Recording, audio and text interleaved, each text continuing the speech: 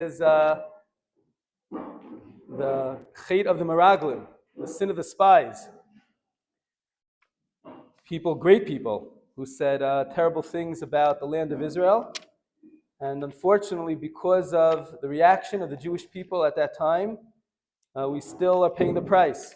Many, many generations later, we are still feeling the destruction that was caused because of that, the result of their report, of the spies' report of the land of Israel. It's interesting, if you look at the beginning of Sefer Dvarim, in the beginning of Sefer Dvarim, Moshe Rabbeinu is rebuking Bnei Yisrael. He's about to go into the land of Israel. Moshe Rabbeinu is about to die, and he's giving them a little bit of musar for what happened to the Jewish people throughout their journey in the desert. And it's like a code word type of a musar. The message isn't direct, isn't clear. He refers to certain ideas, and Rashi explains what the message that Moshe Rabbeinu was really trying to give him. So, for example, in the very, very first pasuk, it talks about Bein Paran uvein Tofel velavan. That something happened, it sounds like, in this place called Paran and Tofel and Lavan. Rashi says he went through all of Chumash. He never found a place called Tofel and Lavan. What's this referring to? So Rashi says that it refers to what happened in yesterday's Parsha, Parshas Baloscha, where the Torah talks about the Misonanim, people who complained about the mun. They had this incredible thing that God gave us straight from above. You could eat it, whatever you think about. You want it to taste like pizza, it'll taste like pizza. You want it to be chocolate, chocolate, a hamburger, whatever in the world you want. Most amazing delicacies. That's what it was. But they complained. Tofel v'lavan. They said it's like a lavan, it's white, it's a nothingness. It's so plain. We want good-looking fruits. We want the good-looking meat. We want the fish. This plain-looking, looks like lavan, white, very plain-looking food. Yeah, it's true. It can taste whatever we want. We're not interested in that. So there was a musar in that. Moshe Rabbeinu was saying that was wrong. It was wrong that you complained. God is giving you supernatural food straight from Him, and you're complaining that you don't want that. And then it says Bein Paran. What was Paran? Rashi says that's where the sin of the Meraglim occurred. In Midbar Paran, in the desert called Paran, that's where the episode of the Meraglim occurred. And it sounds like there's some relationship between the chait of the Meraglim, what the spy said, and the whole episode there, and the complaining of the mun, that they didn't want the mun. There's some relationship. What's this relationship between the two? Bein Paran or Bein Tofel v'Lavan. Between the two, there's something combining these two sins that play on each other. And the question is what that is. Here's an answer that I saw from Rabbi Chaskel Weinfeld, and it's extremely, extremely relevant to everyone's lives throughout their lives. No matter what stage you are in life, this is something that the human being struggles with significantly. And I'm going to introduce the answer with a fascinating Gemara. The Gemara in Masechah Sanhedrin and Daf Chavav Amud Aleph 26a tells a story. There are these two rabbis that came to be ma'aber the shana. They came to add a month to the year. They were going to the place that they'd get together in a room, and they'd add a month to the year. They declare that this year should be a leap year. Rabbi Chia bar Zarnoke, Rabbi Shimon ben Yehotzadak, havu ka'azli la'aber shana. So these two people, Rabbi Chia and Rabbi Shimon, they were going. Hagabahu Reish Lakish, itbo ba'adai. They bumped into Reish Lakish along the way. And Reish Lakish said, "Oh, you know what? Let me follow them. Let me learn from them. Let me see how they do this thing. How do you add a month to a year? I'm interested. I want to learn." Reish Lakish says, "I'm going to walk with them." On their way, this year, when they were about to do this, was a year of Shvius, the year of Shemitah, a year that it's prohibited to work the land in Israel. The lands have to stay fallow, unworked. So as they're walking, Chazilahu Gavra de Kakariv, they bumped into some guy, a Jewish guy that's plowing the land.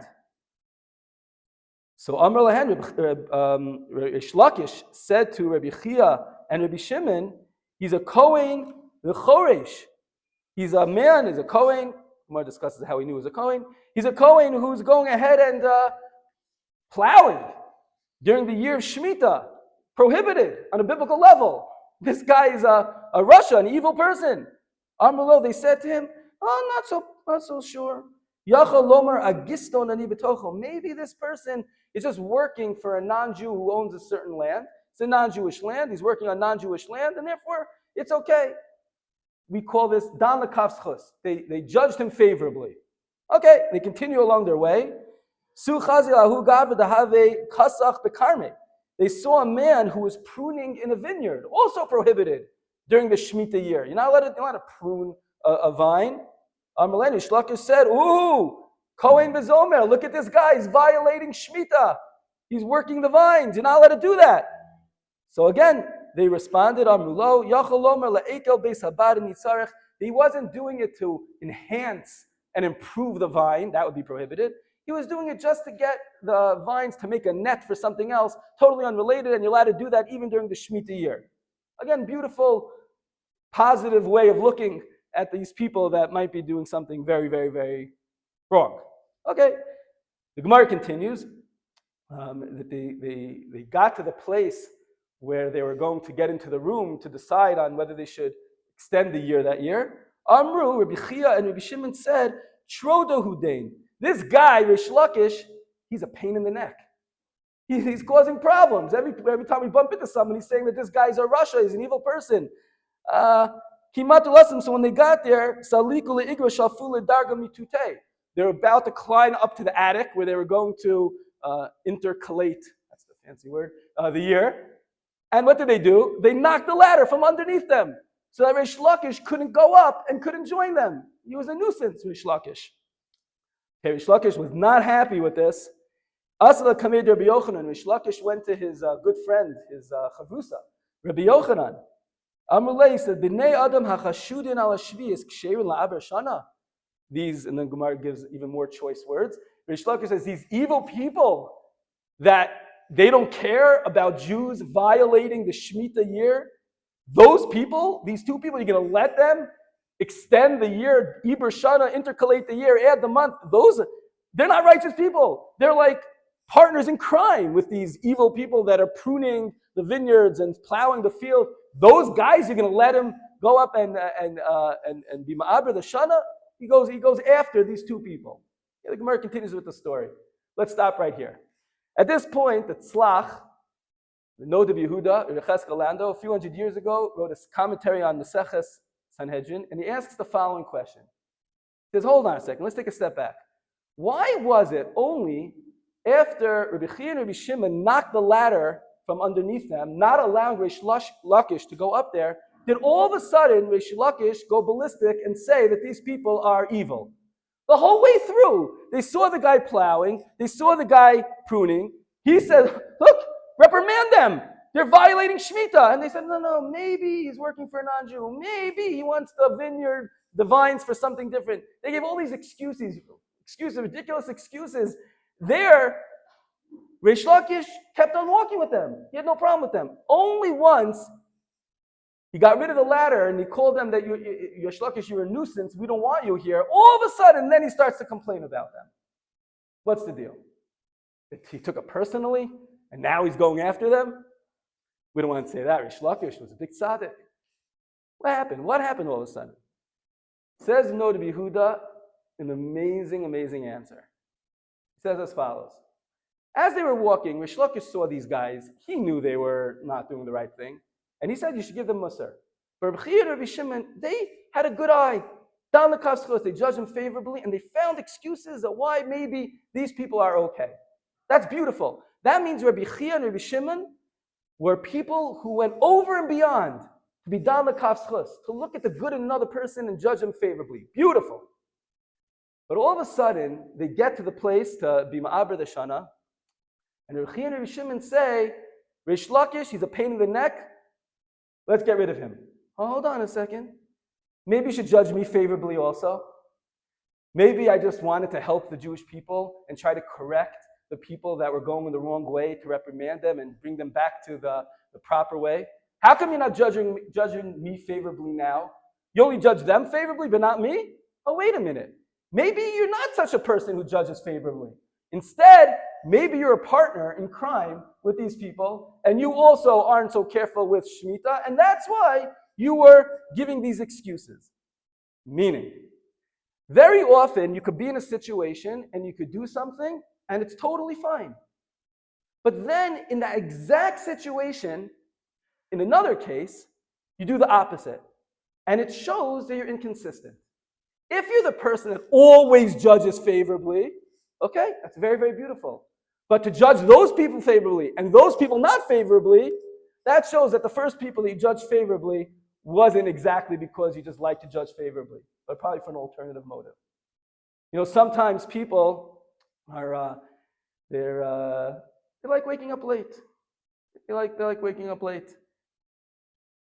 But all of a sudden, their wife tells them, I need you to wake up early today to take the kids to school. I can't do it. I need to get up early.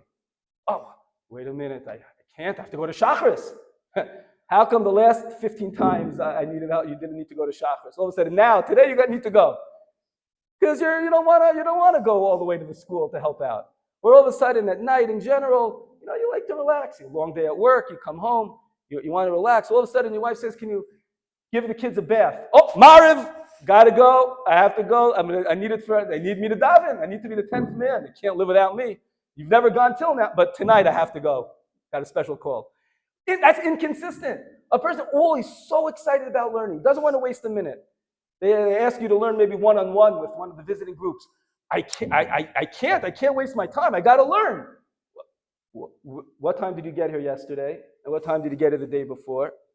If you can't waste a minute learning, should have been here 9 o'clock on the dot. Not all of a sudden when someone asks you a favor, when someone wants to do something, all of a sudden, I need to learn more. I need to do something else. That shows an inconsistency. If you look at it in a vacuum, okay, you're right. I can't do the one-on-one. I need to learn more. But if it doesn't look good in the whole picture, then it ruins every other opportunity and every situation that a person was in. And this is something that we deal with in every single day of our lives. Because we're always thrown different curveballs, different things come at us, and we have excuses very often or reasons to do things. We have to make sure that every single time we engage in one of those excuses, we have to make sure that that's something that's consistent throughout all of our behavior. Says Rabbi Weinfeld, that was the problem when it came to the Meraglim. What did the Meraglim do? The Meraglim said, we've been living in the desert, we're living in the Midbar, we've been living with miracles over and beyond anything anyone could ever imagine. I wish I was there to see this stuff. It was amazing. They're living in a whole different plane. The clouds of glory, the Anei Kavod were protecting them, doing their laundry for them. Their feet never got worn out walking in the desert. Life was amazing. You had the month. Things were above and beyond. They said bad about Eretz Yisrael. Why? They didn't want to go in there. Why not? Because they knew that once they go into the land of Israel, they start to live a normal life. You're going to have to work to make a living. You're going to have to plant for the trees to grow. You're going to have to do your own laundry. It's not going to be simple. They wanted to keep into this supernatural world. They weren't ready yet to make that move into normal life. Is there anything wrong with that? No. You want to live a supernatural life, living with God in a vacuum? No problem. But then why did you complain in last week's Parsha and yesterday's Parsha? Why did you complain about the man? Why did you say you had supernatural bread right in front of you? It was awesome, straight from God, whatever you wanted, whatever you thought. Awesome, right? No, I like to see the fish while I cut it. And I like to hold that chocolate and get my fingers dirty. I need to have the real stuff. I don't want the supernatural. In a vacuum, I get it. You want to live more in this world where you have free choice and you have to make moves and you have to gain your reward. I get that. All good. But bein paran bein tofel v'lavan, when you put the two together, that's inconsistent. That's showing that you're just looking for the excuse wherever you're at. You want to live all one way? No problem. You want to live all the other way? Okay, that's also good. The two together is wrong. And that's what Reish Lakish felt about Rabbi Shimon. And that is something that in all of our lives, we have to make sure, whatever we're doing, we're always very, very clearly focused on why we're doing it and what the goal of doing it is. We have to make sure that we stay consistent in every single one of our behaviors. If a person shows that they love to learn and they want to be consistent, they want to get up early, etc., and they do that, so yes, you could get out of other things sometimes when it comes. Your wife will say to you, I'd like you to go there. You say, I'd like to learn. And your wife knows that you're serious because every single Sunday when you wake up in the morning, you don't have work, you actually go to learn. So it makes sense, and she sees that.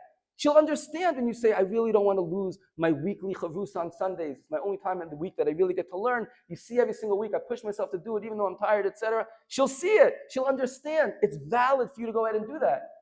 But if every week you bum around on Sundays and then all of a sudden she wants you to do something and you say, I got to go learn, that's inconsistent. She's going to see right through it, and it's inappropriate. It's not the way we have to live. We have to make sure that all of our motives, everything that's driving us in every single decision of our lives, stays consistent. We should push for the right things. We should always do the good things. We should push ourselves to do it. We have to make sure that it's glot straight through in our lives. B'ezrat Hashem, if we do that, we'll be able to accomplish everything that we want to accomplish in the greatest ways. Shavua Tov.